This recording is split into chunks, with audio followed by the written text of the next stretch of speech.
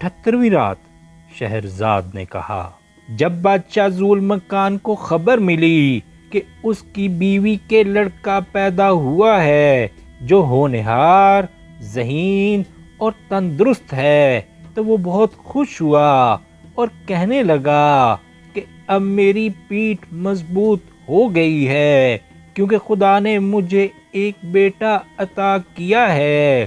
اور پھر اس نے اس کا نام کان مکان رکھ دیا۔ تو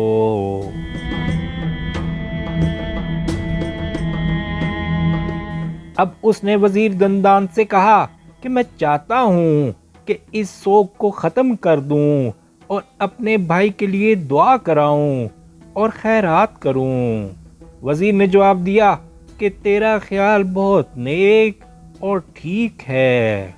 اب اس نے اپنے بھائی کی قبر پر خیمے گڑوائے اور لشکر میں سے ان لوگوں کو اکٹھا کیا جو قرآن پڑھنا جانتے تھے، اور ان سے کہا کہ قرآن پڑھیں اور اس کے بھائی کے لیے دعا کریں، اور وہ خود قبر کے پاس بیٹھ کر اپنے بھائی کے غم میں روتا۔ کئی دن تک ان کی یہی حالت رہی، اور جب سب لوگ دعا کر چکے تو وہ اپنے اپنے خیموں میں چلے گئے۔ اب بادشاہ وزیر دندان کی طرف مخاطب ہو کر جنگ کے بارے میں مشورہ کرنے لگا۔ کچھ دنوں کے بعد بادشاہ کہنے لگا کہ میں لوگوں کے حالات اور بادشاہوں کے قصے اور عاشقوں کی حکایتیں سننا چاہتا ہوں تاکہ میرے دل کا درد دور ہو جائے۔ اب وزیر نے کہا کہ اگر تیری طبیعت محض اس بات سے بہل سکتی ہے کہ تو بادشاہوں کے عجیب و غریب قصے اور گزشتہ عاشقوں کے حالات سنے تو یہ کوئی مشکل کام نہیں، کیونکہ تیرے مرحوم والد کو میں اکثر پرانے قصے اور اشعار سنایا کرتا تھا۔ آج رات میں تجھ سے ایک عاشق و معشوق کی کہانی کہوں گا جس سے کہ تیرے دل کی تسکین ہوگی۔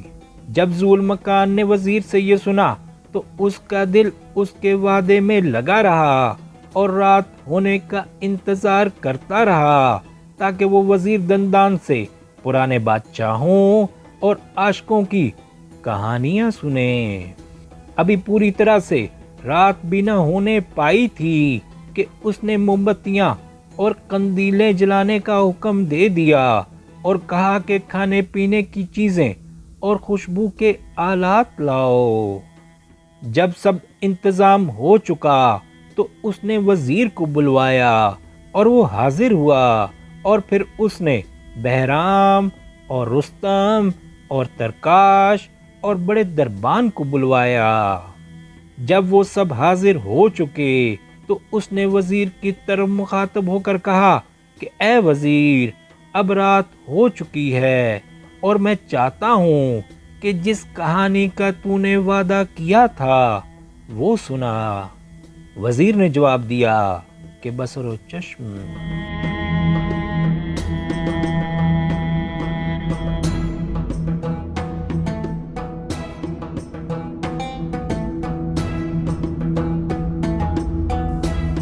وزیر نے کہا کہ اے نیک بخت بادشاہ، سن، ایک کہانی عاشق و معشوق اور ان کے درمیان پیش آنے والی عجیب و غریب باتیں جن کے سننے سے غم دور ہو جاتا ہے۔ وہ قصہ یہ ہے کہ پرانے زمانے میں اصفہان کے پہاڑوں کے اس طرف ایک شہر تھا جس کا نام مدینہ خضرا تھا، اور اس میں ایک بادشاہ حکومت کرتا تھا جس کا نام سلیمان شاہ تھا۔ وہ بڑا بخشش والا اور محسن اور عادل اور امن پسند اور فاضل اور دادگر تھا۔ ہر ملک سے مسافر اس کے پاس آتے اور اس کا ذکر ہر ملک اور شہر میں لوگوں کی زبان پر تھا۔ اس نے ایک مدت تک عزت اور امن و امان کے ساتھ حکومت کی، لیکن اس کے نہ کوئی بیوی تھی اور نہ اولاد۔ اس کا ایک وزیر تھا جو عطا و بخشش میں اس سے کم نہ تھا۔ ایک دن کا واقعہ ہے کہ اس نے اپنے وزیر کو اپنے پاس بلوایا اور کہنے لگا کہ اے میرے وزیر، بیوی بچے نہ ہونے کی وجہ سے میرا دل تنگ ہے اور میری ہمت ٹوٹ گئی اور میرا جسم کمزور ہو گیا ہے۔ یہ کسی بھی بادشاہ کا دستور نہیں رہا کہ جس کی رعایا میں امیر اور غریب سب ہوں، کہ بادشاہوں کو اس بات سے خوشی ہوتی ہے کہ ان کے بعد ان کی اولاد ان کی جگہ حکومت کرے اور رعایا کے ساتھ بہترین سلوک اور عدل کرے۔ اے وزیر، اب میرا نکاح کا ارادہ ہے تاکہ میری نسل آگے بڑھے، اس میں تیری کیا رائے ہے؟ جو تیرا مناسب مشورہ ہو وہ مجھے دے۔ جب وزیر نے یہ بات سنی تو اس کی آنکھوں میں آنسو بہنے لگے اور اس نے کہا کہ جہاں پناہ، خدا ایسا نہ کرے کہ میں خدائی باتوں میں دخل انداز ہوں۔ میری رائے میں تو ایک کنیز خرید لے۔ بادشاہ نے کہا کہ اگر کوئی بادشاہ ایک کنیز خریدتا ہے تو اسے اس کا حسب و نسب معلوم نہیں ہوتا اور نہ اس کی طبیعت کی برائیوں کی خبر ہوتی ہے کہ وہ ان سے بچ سکے، اور نہ اچھائیوں کی تاکہ وہ ان سے مانوس ہو جائے۔ اگر وہ اس کے ساتھ شادی کرتا ہے اور اگر اس سے ایک لڑکا پیدا ہو تو اکثر ایسا دیکھا گیا ہے کہ لڑکا منافق، ظالم اور خون ریزی پیدا کرتا ہے۔ ایسی عورت کی مثال سیم و تھور والی زمین کی سی ہوتی ہے، اگر اس میں کوئی چیز بوئی جائے تو وہ اچھی طرح سے پیدا نہیں ہوتی، اور جو چیز پیدا ہوتی ہے وہ دیر تک نہیں رہتی۔ ایسی اولاد پر خدا کا غضب نازل ہوتا ہے اور وہ خدا کے احکام کی پرواہ نہیں کرتی۔ اس لیے میں کنیز خرید کر ہرگز اس کا سبب نہیں ہونا چاہتا، بلکہ میں یہ چاہتا ہوں کہ تو کسی بادشاہ کی بیٹی سے میری نسبت کرائے جس کا حسب و نسب سب جانتے ہوں اور جس کے حسن و جمال کی سب تعریف کرتے ہوں۔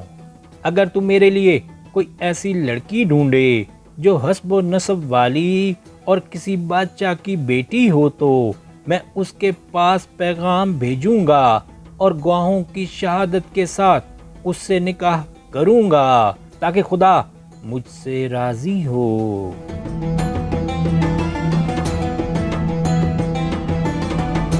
وزیر نے جواب دیا کہ خدا نے تیری آرزو پوری کر دی اور تیری مراد حاصل ہو گئی۔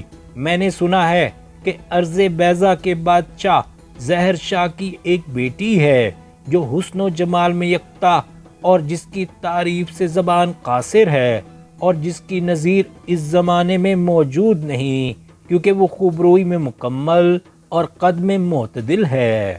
جب وزیر اس لڑکی کی تعریف کر چکا تو وہ سلیمان شاہ سے کہنے لگا کہ میری رائے یہ ہے کہ تو اس کے باپ کے پاس ایک ایسا ایلچی بھیجے جو ہوش مند اور باخبر اور تجربہ کار ہو، تاکہ وہ تیری نسبت کا پیغام اس کے باپ کو نہایت سلیقے سے دے۔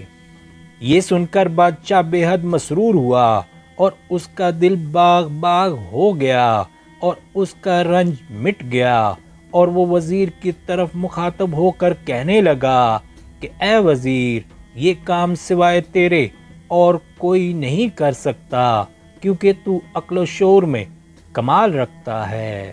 اب تو گھر جا اور تیار ہو کر کل روانہ ہو جا اور اس لڑکی کے لیے پیغام لے جا، کیونکہ تیرے بیان کی وجہ سے اس کی جگہ میرے دل میں ہو گئی ہے، اور بغیر اس کے مت لوٹیو۔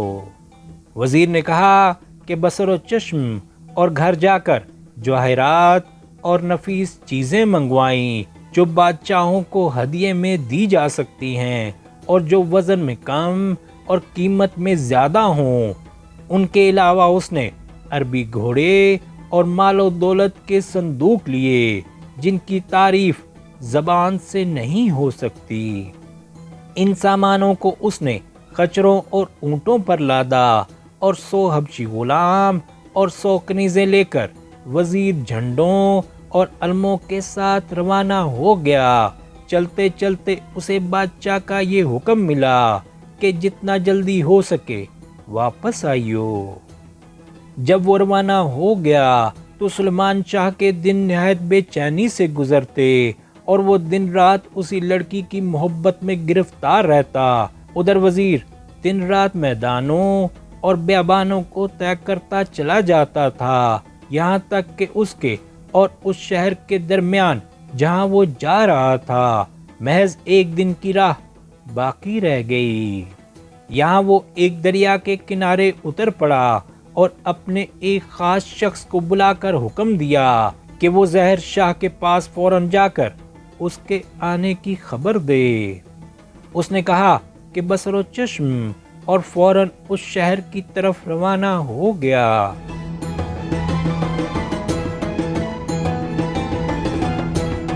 جب وہ وہاں پہنچا تو یہ اتفاق ہوا کہ اسی وقت بادشاہ ظاہر شاہ اپنے محل کے دروازے کے سامنے اپنے ایک ہوا محل میں بیٹھا ہوا تھا اور اسے آتے ہوئے دیکھ رہا تھا۔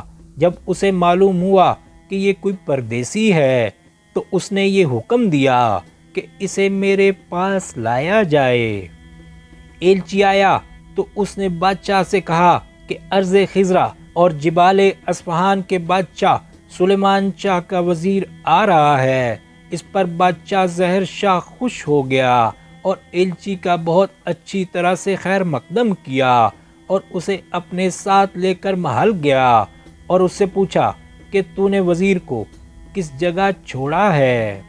اس نے جواب دیا کہ میں نے اسے آج صبح فلاں دریا کے کنارے چھوڑا ہے اور وہ کل تیری خدمت میں پہنچ جائے گا۔ خدا تجھے اپنی نعمتیں ہمیشہ دے اور تیرے والدین پر رحم کرے۔ بادشاہ ظاہر شاہ نے اپنے ایک وزیر کو حکم دیا کہ سلیمان شاہ کی تعظیم کی خاطر تو بڑے بڑے خواصوں اور حاجیوں اور نوابوں اور حکومت کے اراکین کو لے کر وزیر کے خیر مقدم کے لیے جا۔ ادھر وزیر آدھی رات تک اس جگہ ٹھہرا رہا اور اس کے بعد وہ شہر کی طرف روانہ ہو گیا۔ جب صبح نمودار ہوئی تو اس کو خبر بھی نہ ہونے پائی تھی کہ ظاہر شاہ کا وزیر دربان اور ملک کے دوسرے اراکین اور حکومت کے خاص لوگ اس کے پاس پہنچ گئے اور ابھی شہر تک پہنچنے میں کافی راستہ باقی تھا۔ وزیر کو یقین آ گیا کہ اب اس کی مراد بر آئی۔ اب وزیر ان لوگوں کی ہمراہی میں شہر کی طرف روانہ ہو گیا، یہاں تک کہ وہ بادشاہ کے محل میں پہنچ گئے اور محل کے دروازے کی 7ویں دہلیز پر اترے جہاں کوئی شخص سواری پر نہیں جا سکتا تھا۔ اب وزیر گھوڑے سے اتر کر پیادہ پا ہو لیا اور چلتے چلتے ایک اونچے ایوان میں پہنچا جس کے صدر میں مرمر کا ایک تخت پڑا ہوا تھا جس میں موتی اور جواہرات جڑے ہوئے تھے اور جس کے چاروں پائے ہاتھی دانت کے تھے۔ تخت پر سبز اطلس کا فرش تھا اور اس پر سرخ سونے کے بیل بوٹے بنے ہوئے تھے۔ اس تخت پر بادشاہ ظاہر شاہ جلوہ افروز تھا اور حکومت کے اراکین اس کے آگے ہاتھ باندھے کھڑے تھے۔ جب وزیر اس کے پاس پہنچا اور اس کے روبرو کھڑا ہوا تو اس کا دل مطمئن ہو گیا اور پھر اس نے وزیرانہ خوش بیانی اور اعلیٰ درجے کی زبان سے گفتگو شروع کی۔ اب شہرزاد کو صبح ہوتی دکھائی دی اور اس نے یہ کہانی بند کر دی۔